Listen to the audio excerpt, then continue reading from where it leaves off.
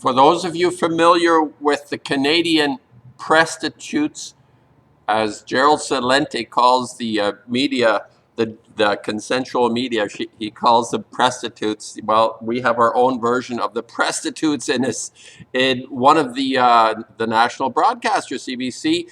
And those of you who've heard, know about it, know this song.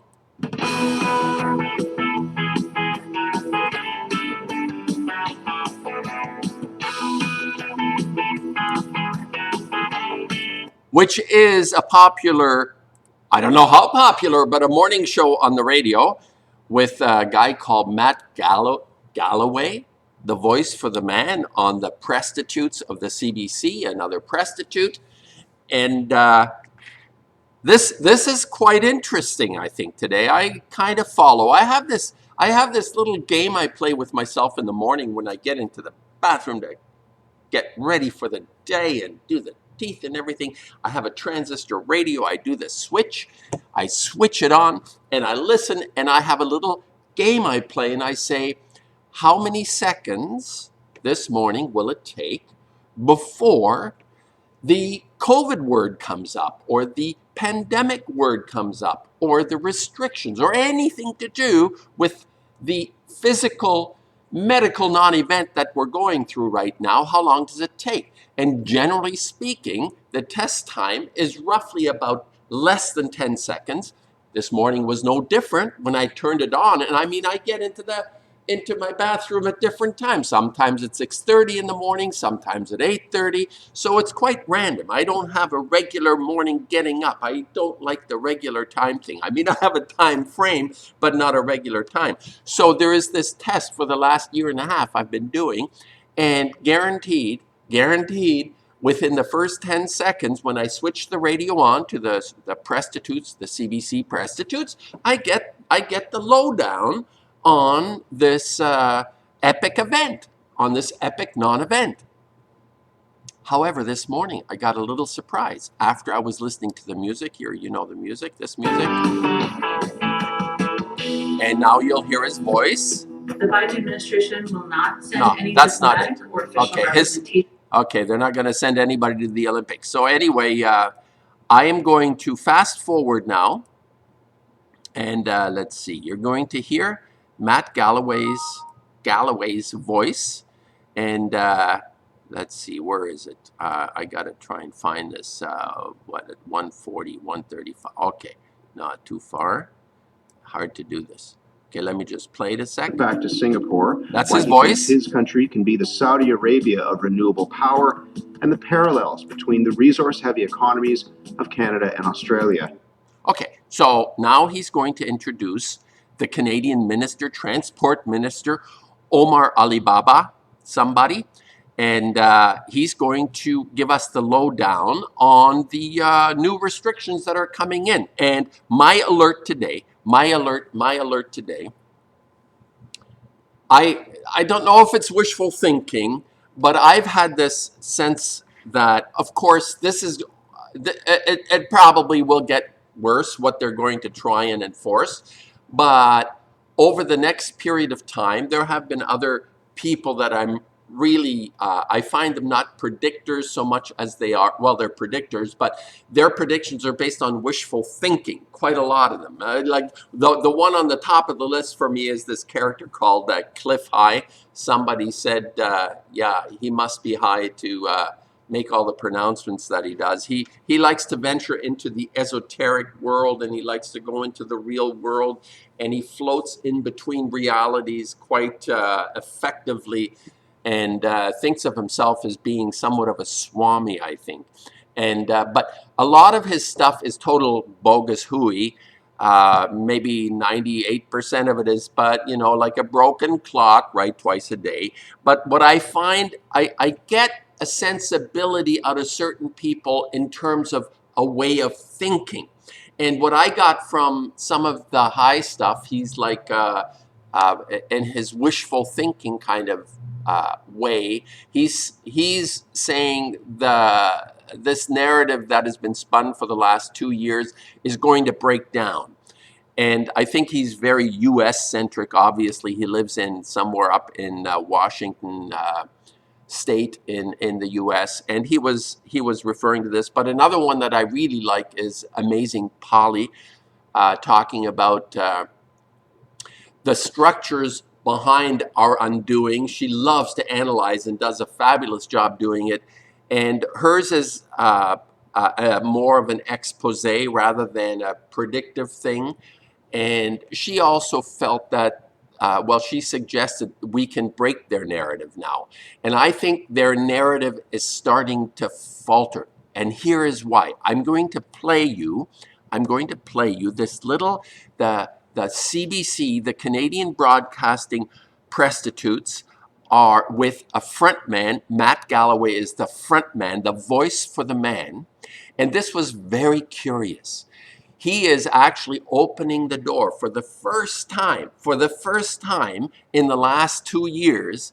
He is actually questioning the procedures and the people behind the protocols. This Minister of Transport, he's questioning him why he would do the same thing again that hasn't worked before, and why we should follow something that really hasn't done anything. Besides, I say, like a lot of other people, the holy mantra of these injections, you can still get sick according to their narrative. You can still get sick. You cannot prevent anyone else from getting sick, but you need to have it. And if you don't have it, you're going to be thrown into some sort of, well, not quite yet, but the writing is on the wall that those non-injected types are going to end up in some gulag. This is something, especially in places like New Brunswick, and I like to put a footnote here in terms of our province, a little hick province in the east of Canada. They try shit out in little places like this. I mean, New Brunswick is probably glorious. I've never been there. It must be nice. Must be nice.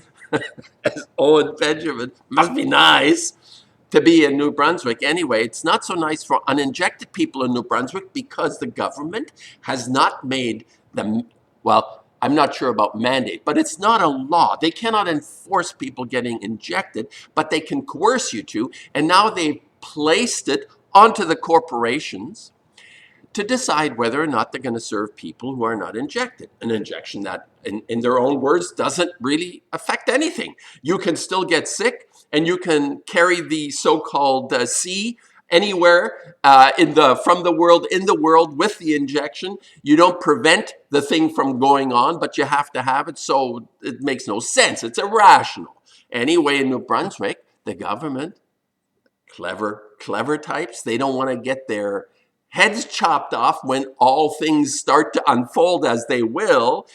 They're trying to pass the buck over to the corporation and say, you can serve or not serve people that are not injected. And of course, one of the first corporations that came out were the food stores. Oh, this is scary for people. You're not allowed to go shopping in a food store. A corporation can make that decision. They can discriminate against you. The government has now permitted discrimination against people. Like yesterday, I was trying to buy something and they wouldn't let me into the store without a mask. And the nice young lady said, well, can't you just wear the mask for a couple of minutes and we don't have a problem then? And I said, do you actually, let's say, for example, ask a person in a wheelchair that your aisles are tight or something and you just like to have them shop more easily. Can't you get up out of that wheelchair for a couple of minutes and just do what you have to do in the store rather than, sit there in your stupid wheelchair, put on a mask for a couple of minutes? It doesn't matter.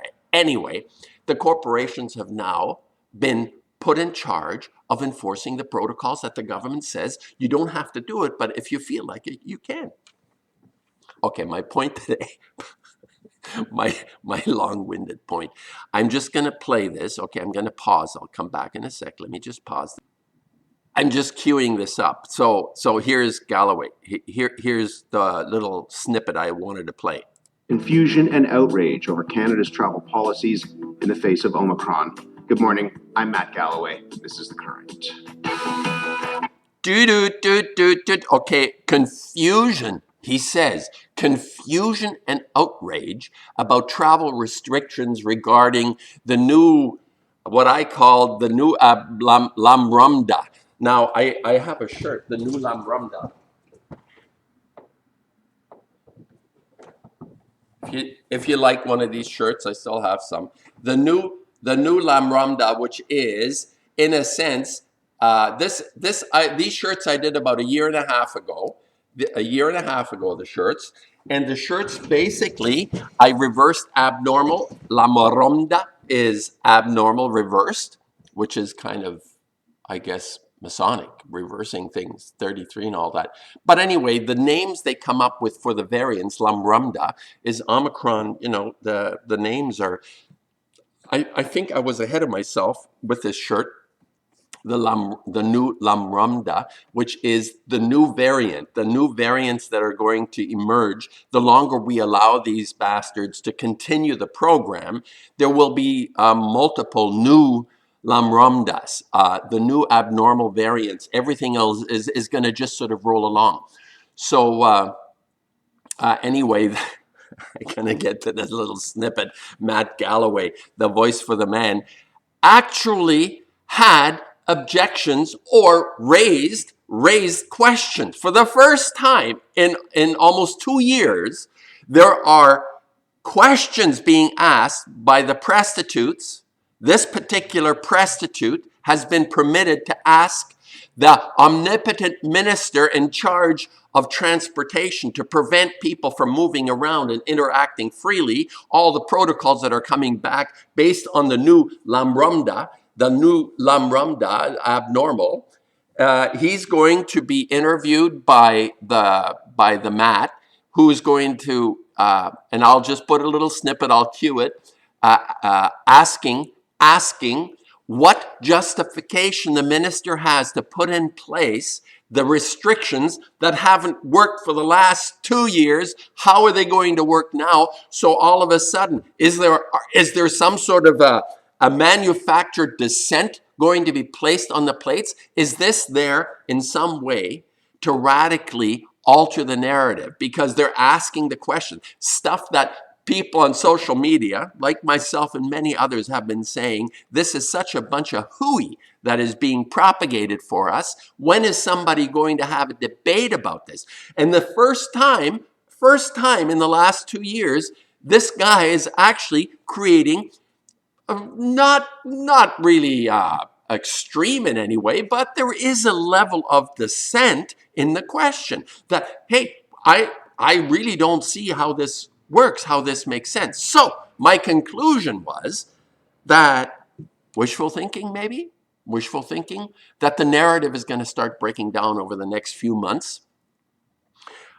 Maybe a little bit longer, maybe a little bit less. I'm not sure, but definitely there is a realization and understanding that we've been hoodwinked.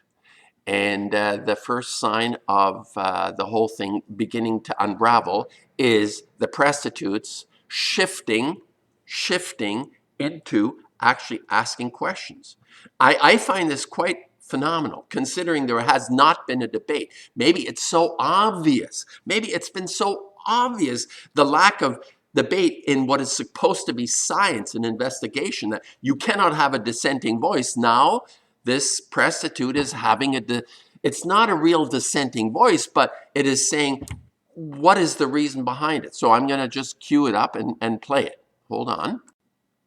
All right, so I've just queued up the Minister of Transport, Omar Alibaba, somebody, and he's going to roll out the usual suspects about his health concerns and everything. So, but what I want you to pay attention to is after he finishes his little tirade about the impending doom and gloom of everythingness, how the prostitute, what he says. Listen to this. Has given us a list of countries where they believe there's significant community transmission. And for now, we're trying to reduce the volume of incoming travelers from those countries. And okay, significant community transmissions. We have to limit all entrance of people that have significant community transmission, and we can't let people travel in and out and anywhere anymore. That's what he's saying. Till we learn more about this variant. So the UK and Denmark have community transmission of Omicron. Cases are jumping every day. They're now in the hundreds in those countries. When will you announce the travel bans for those countries? Oh, okay. For the first time, he's saying, okay, you've banned, this is beforehand. South Africans cannot come in and out and nothing. South Africa is finished in terms of a travel situation. However, Mr. Matt says, well, you know, community transmission, and they've discovered this new lambda in Denmark and, you know, European country. When are you going to restrict? I'm like flabbergasted. I'm like blown away. The guy's actually not just sort of let him do some sort of stupid speech. He's actually said, well, okay, rationally speaking, you've banned those people. When are you going to ban this bunch of people? Why are you letting them come? What does he say? I can assure you, Matt, that every day we're discussing it with our experts. Okay, now he's going to assure us that he's going to be on top of it, but he's not going to answer the question.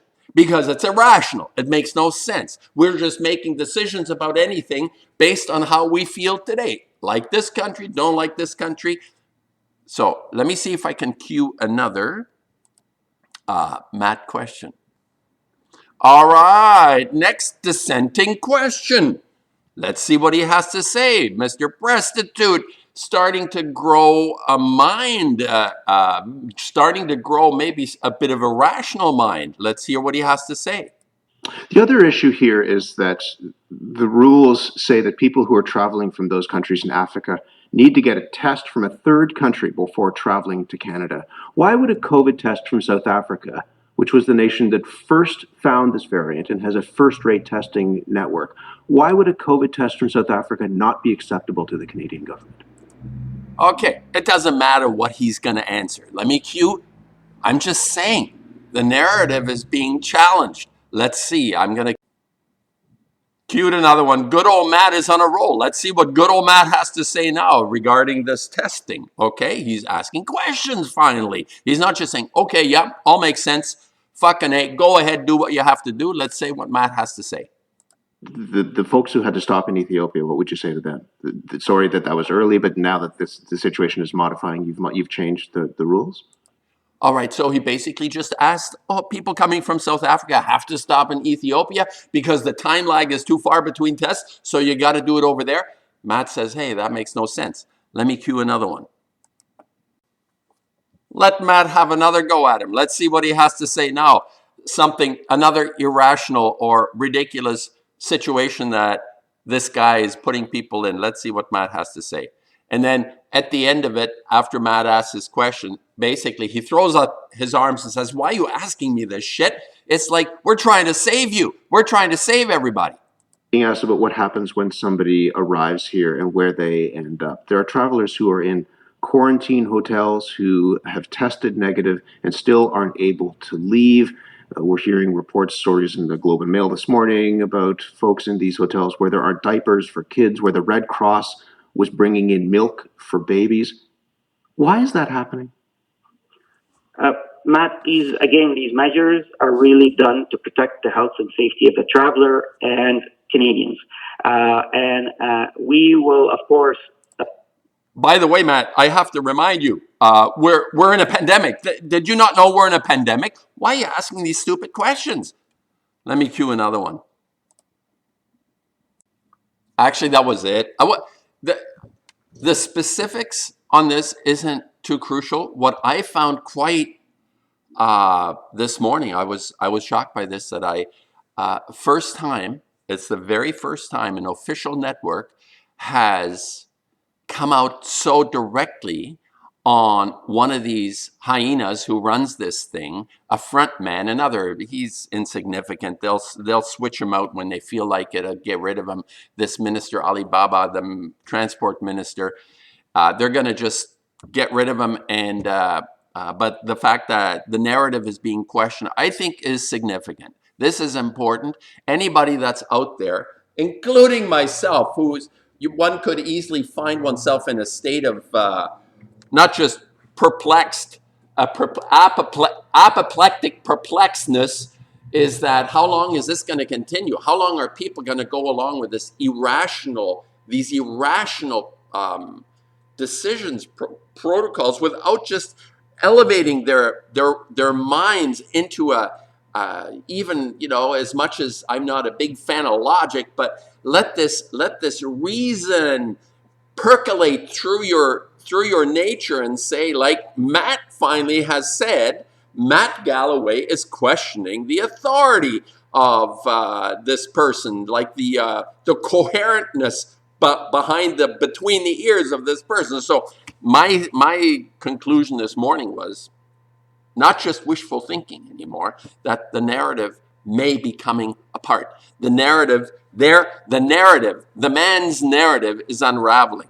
And like Matt at Quantum of Conscience refers to all the time, it's all kind of set out anyway. There is no coincidence in this. It's like when we see these when we see the world unfold, the world is not what it appears to be. So what appears to me to be now a questioning of the narrative is part of the narrative as well, obviously. But what I'm saying, in a microcosm, there has been a change.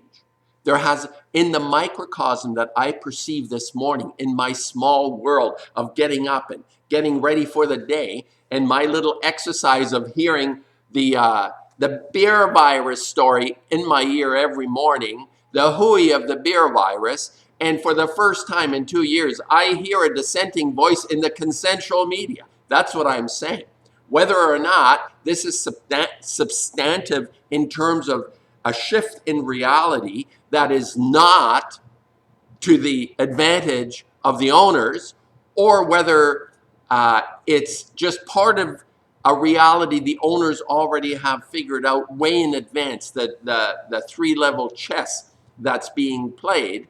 But I'm just saying there is some sort of a break in the apparent reality. I just thought I'd pass this on, and I'll put a link to the current. You can listen to it. All the best, YouTube friends and BitChute friends now too.